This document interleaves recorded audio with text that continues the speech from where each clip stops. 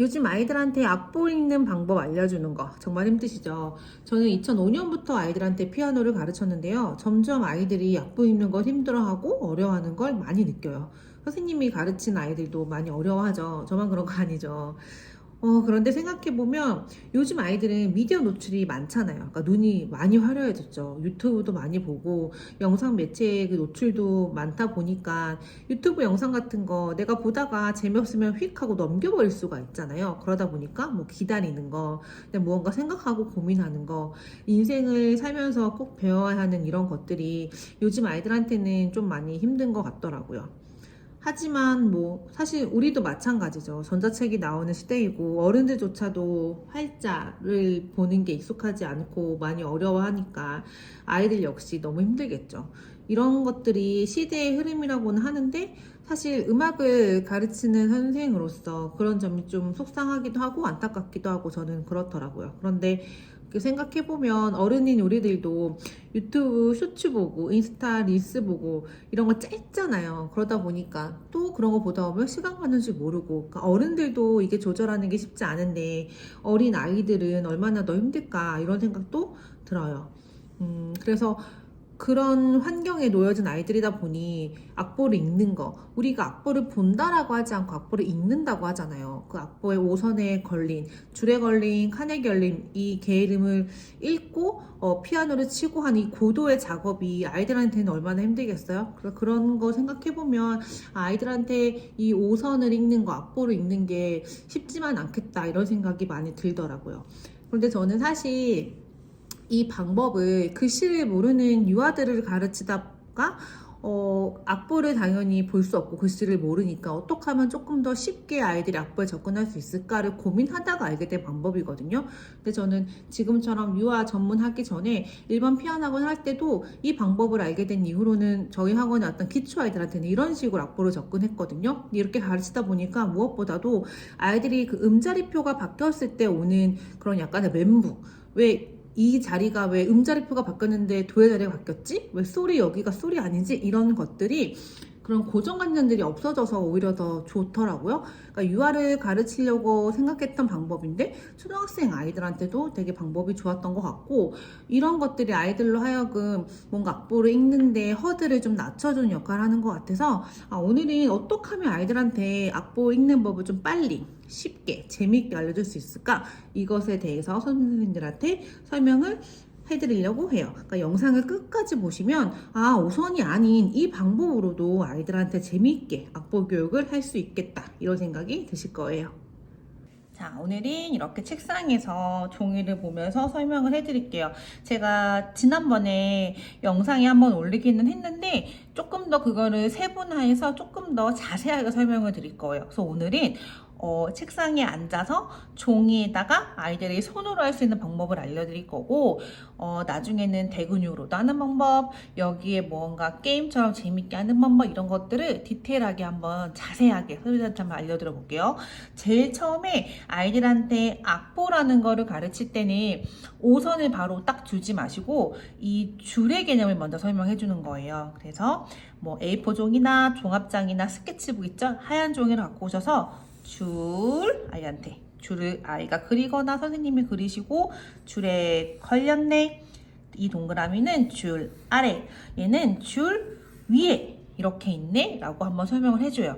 이때 아이의 연령이 어리면 어릴수록 이 선생님의 리드미컬한 이 목소리가 되게 중요하거든요. 예를 들어 얘는 줄에 있어, 얘는 줄 아래에 있어, 얘는 줄 위에 있어, 이렇게 얘기하는 것과 줄에 걸렸네 뭐라고? 그래서 아이가 따라하게끔, 얘는 줄 아래 뭐라고? 따라하게끔, 얘는 줄 위에 어디에 있다고? 이런 식으로 해서 아이한테 물어보잖아요. 그럼 아이는 선생님이 얘기한 이 억양을 그대로 따라요. 그래서 연령이 어릴수록 제가 가르쳐 보니까 줄에 걸렸네 이것까지도 아이들 따라하거든요. 그러니까 선생님이 가르치실 때 그런 것도 조금 더 신경 써주시면 아이들이 훨씬 더 이해를 더 잘하고 기억도 더 잘할 수 있어요. 그래서 자, 아이들한테 줄의 개념, 줄 아래, 줄 위에 이거를 가르쳐 준다. 가르쳐 준 다음에 선생님께서는 아이는 다시 한번 확인을 해야죠. 얘는 어디에 있어? 이 동그라미는 어디에 있지? 뭐 얘는 어디에 있지라고 해서 아이가 줄 위에, 줄 아래 이거를 이해하는지 보시는 거예요. 내 아이가 뭐 초등학생이고 이해를 잘한다 그러면 얘는 뭐 어디에 있어? 얘는 어디에 있어? 얘는 어디에 있어? 이렇게 확인하셔도 되고, 예를 들어 아이가 이걸 너무 어려워해. 그러면은 조금 더 쉽게 질문하는 거죠. 그러니까 이런 식인 거죠. 얘는 줄 위에 있어? 줄 아래 있어? 그럼 보기 두 가지가 생겼잖아요. 그럼 아이들이 조금 더 대답하기 쉽겠죠. 이런 식으로 아이의 이해도에 따라서 아이가 대답을 할 수 있게끔 그 성취감, 이 성공을 경험할 수 있게끔 교사는 이 어떻게 가르칠까를 항상 고민하셔야 돼요. 그래서 아이가 좀 이해력이 떨어지고 어려워하면 답답하죠. 답답한데 가르쳐야 되잖아요. 그러니까 선생님께서 항상 고민하셔야 돼. 얘가 이걸 너무 어려워하네? 그럼 어떻게 설명하지라고 하다 보면 아이도 성장하고요. 나도 교사로서 굉장히 많이 성장을 해요. 이런 노하우들이 저는 그런 경험을 하면서 생긴 거거든요. 아이들한테 가르치실 때 어떻게 조금 더 쉽게 해줄까? 얘가 이게 어렵네? 그럼 더 잘게 쪼개서 정말 쉬운 방법으로 아이들 가르쳐주는 거야. 그러면 돼요. 그러다 보면 너도 크고 나도 큰다. 그거 한번 기억해줘서 아이들한테 줄 아래, 줄 위에 요거를 설명해 주신 다음에 저 같은 경우는 스티커나 뭐 교구들을 이용해서 아이들이랑 같이 반복을 해요. 여기서 중요한 포인트는 아이들은 반복인 걸 모르게끔 반복을 해야 돼요. 그러니까는 뭔가 방법을 다르게 하는 거죠. 내가 가르치고자 하는 건 줄 아래, 줄 위에 이 개념인데 연필로도 해보고 색연필로도 해보고 스티커로도 해보고 해서 방법을 다르게 해서 계속 반복을 시키는 거예요. 이해력이 좀 떨어지거나 어려워하는 아이들은. 그래서 제가 그런 팁들을 다시 한번 또 설명드릴게요. 자, 첫 번째, 정말 많은 방법이 있고, 제가 모르는 방법을 원장님들이 아이디어를 내서 하실 수도 있어요. 저 같은 경우에는, 막 이렇게 그렸어요. 근데 아이가 이걸 너무 어려워해. 그럼 또 가르쳐 주잖아요? 근데 똑같은 거 반복하면 아이들이 너무 지루해하고 재미없어 하니까 가장 간단한 거는 이렇게 딱 그려놓고 뭐 아이가 그리게끔 줄에 걸렸네? 그려볼래? 줄 아래에 그려볼래? 라고 해서 그리게끔 하셔도 되고, 반대로 선생님이 그리고 얘는 어디에 있어? 라고 질문하셔도 되고, 그런 다음에 그러면 땡땡아 줄에 걸린 동그라미 한번 색칠해볼래? 무슨 색깔로 해볼까? 너 무슨 색깔 좋아해? 빨간 색깔이요? 뭐 얘기하겠죠? 그러면은 그럼 빨간 색깔로는 줄에 걸린 동그라미 색칠해봐. 그럼 아이가 줄에 걸린 것만 색칠하겠죠. 이런 식으로. 그럼 이번에는 무슨 색깔로 할까? 그럼 뭐 또 무슨 색깔이야? 좋아하는 색깔 얘기하겠죠? 그러면 그 색깔로는 줄 위에 있는 친구들만 색칠해줘. 이런 식으로 해서 아이한테 계속 다른 방법으로 하게끔 하는 거예요. 생리폴라 할 수도 있고, 다이소나 문방구에 가면 이렇게 스티커가 동그란 게 팔아요. 그런데 보시면 얘가 보통 사이즈고, 얘는 조금 작고 얘는 크잖아요. 이건 또 무슨 차이가 있냐면 어리면 어릴수록, 그 다음에 소근육이 힘이 약할수록 동그라미가 큰 게 훨씬 더 붙이기가 쉬워요. 얘가 더 떼기도 쉬울 거고, 그런데 작으면 작아질수록 손에 조금 더 세밀하게 손가락을 써야겠죠. 그런 차이들이 있어요. 그래서 보통 저는 한 4세 이상, 5세 아이들이면 이 정도는 충분히 다 쓰는 것 같아요. 그래서 이걸 가지고 줄에 걸렸네? 줄에 걸린 동그라미만 한번 붙여보자라고 할 수도 있고, 아니면 선생님께서 이렇게 하얀 데다가 줄을 그리게끔, 이거 아이가 그리게끔 하셔도 되거든요. 줄을 그려놓고 뭐 색깔로 주셔도 되고, 아니면은 그냥 지시만 주셔도 되고, 줄에 걸렸네? 줄에만 붙여보자. 그래서 아이들이 줄에 걸렸네? 붙이게끔. 줄 아래에만 붙여보자. 라고 해도 되고, 빨간 색깔은 줄에 붙여보고, 뭐 파란 색깔은 아래 붙여보고, 뭐 초록 색깔은 줄 위에 붙여보자. 이런 식으로 해서 정말 계속 다양한 방법으로 스티커 하나만 가지고도 할 수도 있어요. 이 스티커를 활용하는 방법도 있고요. 자, 또 하나, 이거 되게 아이들이 좋아하는 건데, 이거 팔아요. 이거 도너츠 무슨 게임하는 건데, 저는 이거 애기들 손가락에 쏙 들어가거든요. 그래서 이렇게 다양하게 생겼는데, 요런 도너츠 교구 있죠? 요런 거를 가지고 도너츠 줄에 걸렸네? 이렇게 달 수 있겠죠. 얘는 줄 아래, 얘는 줄 위에. 그래서 스티커로도 해도 되고, 예를 들어 선생님이 막 이렇게 놔둔 다음에 아이한테 얘는 어디에 있어? 뭐 얘는 어디에 있어? 물어보셔도 되고, 아니면 반대로 딸기맛 도너츠 어디다 놓을까?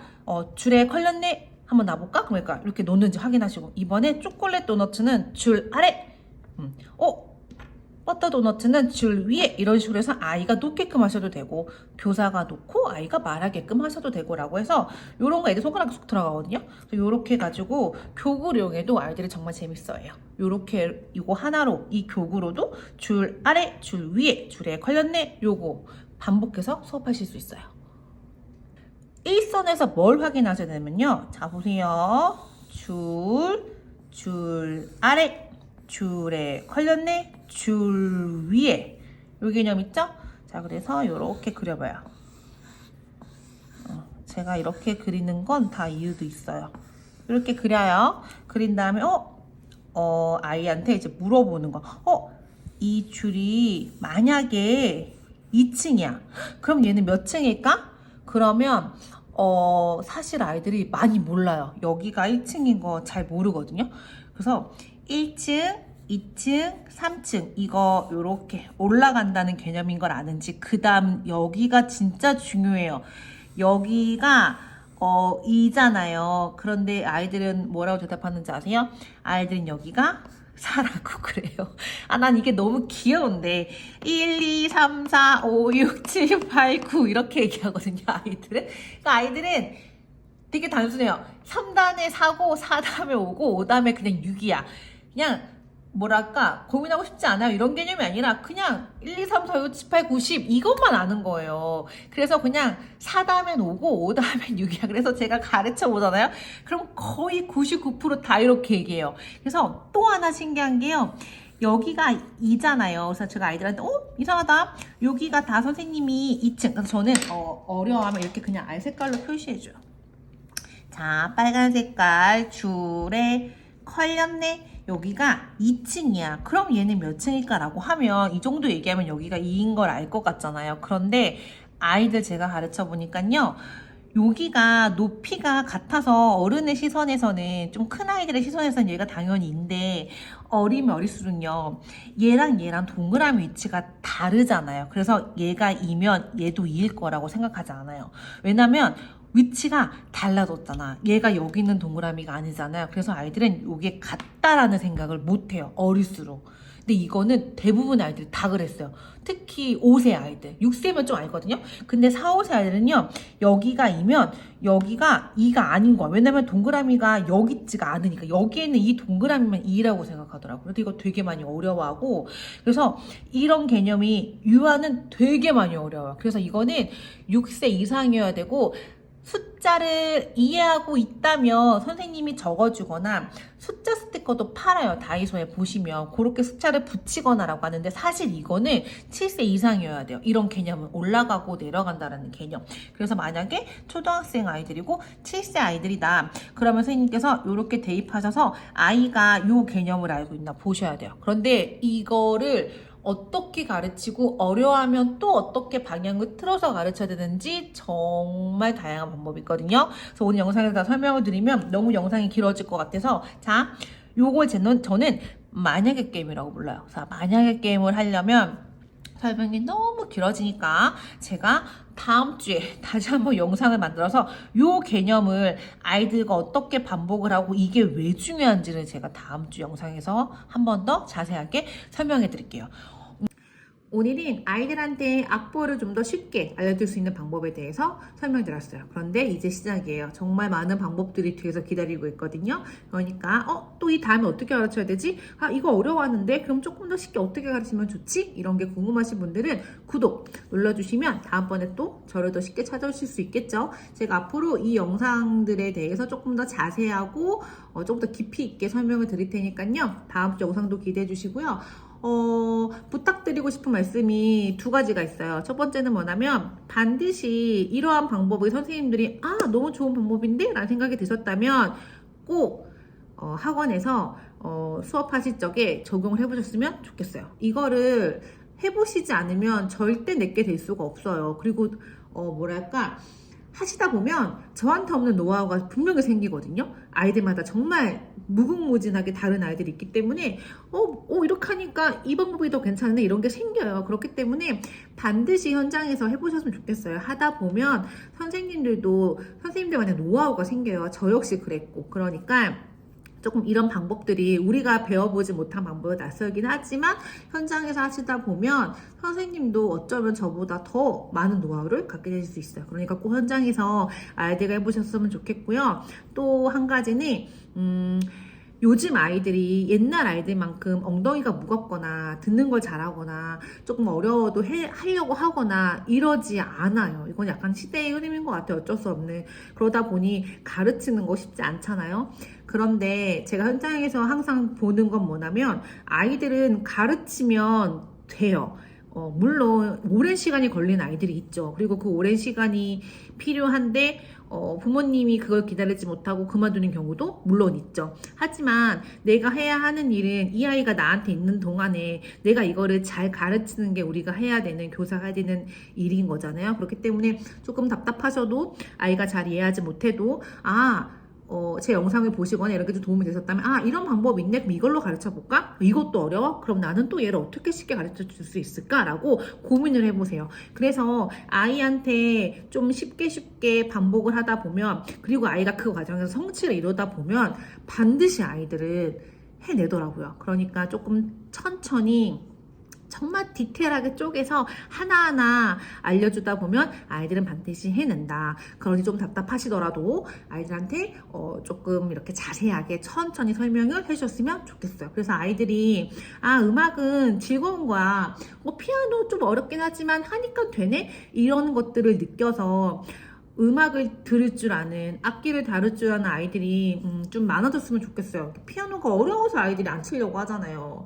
그러다 보니까 좀 그런 게 많이 아쉬워요. 그래서 이런 부분들을 우리가 알고 있으면 아이들한테 조금 쉽게 다가갈 수 있고, 아이들도 이게 어렵지만 않구나 이런 거를 알게 되면 이게 조금 좋은 선순환이 되지 않을까? 이런 생각이 들거든요. 그러니까 초등학생 아이들한테도 충분히 이렇게 수업할 수 있어요. 그러니까 꼭 현장에서 적용해 보시고 내가 조금 답답하지만 너는 얼마나 힘들겠니? 너도 좋고 나도 좋은, 우리 서로 너도 크고 나도 크는 이러한 경험들을 한다라고 생각을 하시고 아이들한테 이런 방법으로 조금 쉽게 잘 가르쳐 주셔서 아이들이 오랜 시간 피아노를 배울 수 있는 계기가 됐으면 좋겠어요. 자, 그럼 저는 그 만약에 게임 있죠? 그거에 대한 조금 더 자세한 설명을 다음 주에 드리고, 또 많아요. 이걸 대근육으로 하는 방법, 또 다른 교구를 써서 하는 방법 진짜 많거든요. 이런 것들을 하나씩 천천히 알려드리도록 할게요. 선생님들께서 유튜브 보는 시간이 의미 있는 시간이었으면 좋겠어요. 다음 주에도 알찬 영상을 가지고 찾아뵙겠습니다. 시청해주셔서 감사합니다.